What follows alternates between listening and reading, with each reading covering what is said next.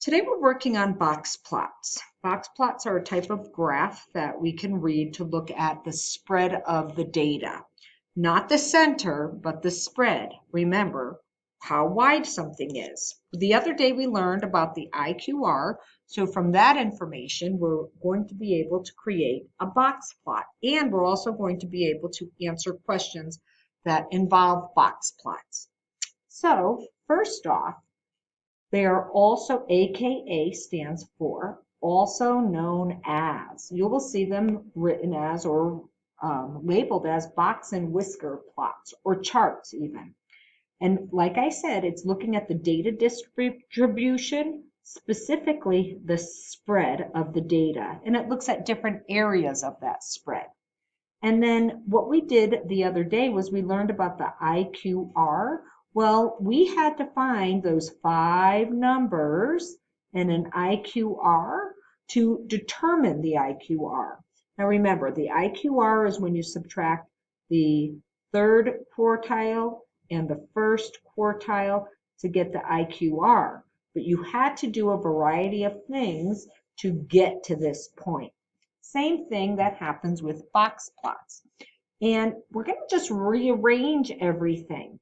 So with the IQR, we said that we have a list that are numbers from least to greatest. Well, one of the numbers that we'll be listing for the 5-number summary is the minimum number in our data set. So that was something that we did with the IQR.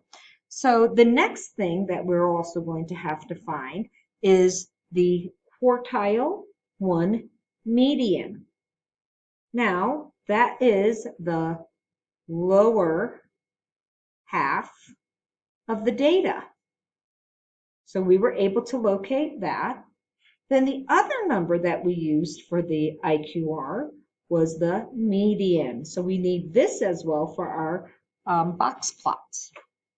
Then we also, not only the quartile 1 median, we also need to have the quartile 3 median.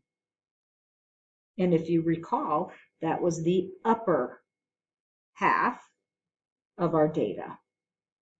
Now, the 5th and final number for our 5-number summary, which also utilized from our IQR, is the maximum number. Now, the reason why it is written like this is because you're going to see the 5-number summary in your math classes from here on out. The way I showed you to find the IQR, that I just tweaked it a little bit so it would be a little bit easier to understand. So now, from all this information, we're going to be able to create a box and whiskers plot / chart. Okay? So there are steps that I would like for you to do. The first one is, if you don't already have it written down, you need to create a number line.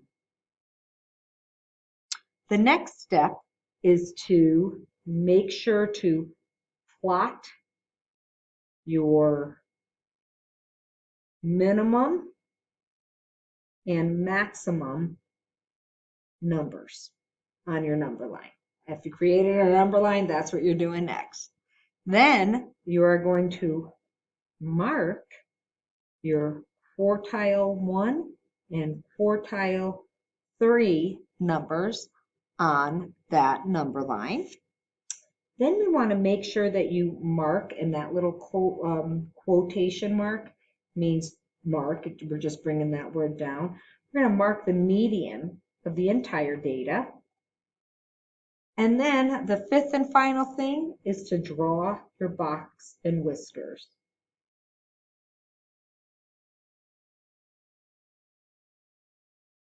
All right, so here's what we're going to do. I'm actually going to give you data that is the minimum, the median, the quartile 1 median. We're going to make believe like we already found it. So the minimum, let's say, is 3. The quartile 1 median is 12.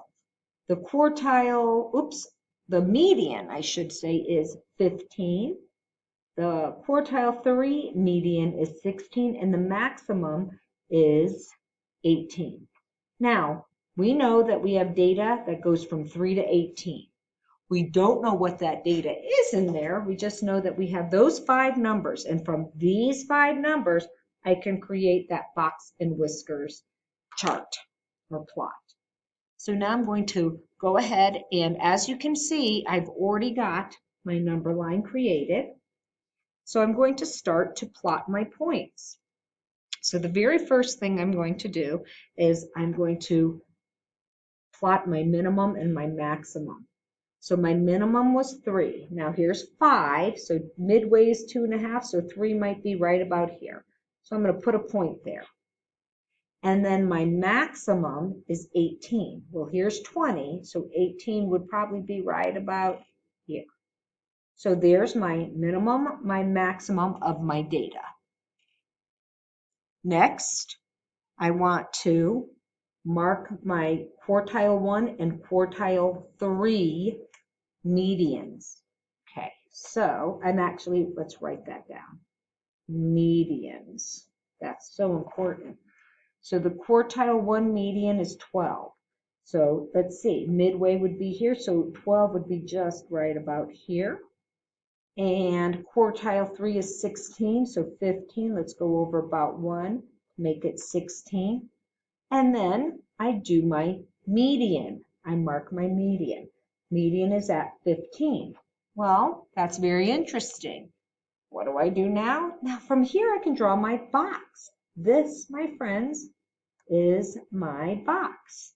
That's where most of my data lies. So here's a whisker, and here's my other whisker. So that is a box and whiskers chart or plot. So let's go ahead and make sure we know where all these pieces of data are.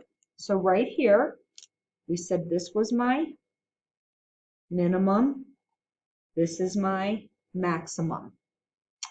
This is quartile 1 median. This is quartile 2. Nope, sorry, 3 median. And here is the median for the entire data. So where is my box? Well, you guessed it. That's my box. And we have whiskers. And we have whiskers. Oops, I misspelled whiskers. All right. So what does this data show me? Well, it shows me that half of my data is from 15 to 18, and the other half of my data is from 3 to 15. It looks like we have a lot more closer data in this part of my chart, and this is much more spread out. So because quartile 1 is here and the minimum's here, so we have a wide range here. This might be one of those outliers way off onto the outside of the rest of the data. So I also can see that it's very close together here, so my range will not be quite as spread out. Everything, the mean, is much closer together over here. But do I have my mean of the data? No. Do I have my mode of the data? No. I know my median, I know my range, and I can determine what part is 50% and where it lies on my number line. And that is how you create a box and whiskers chart.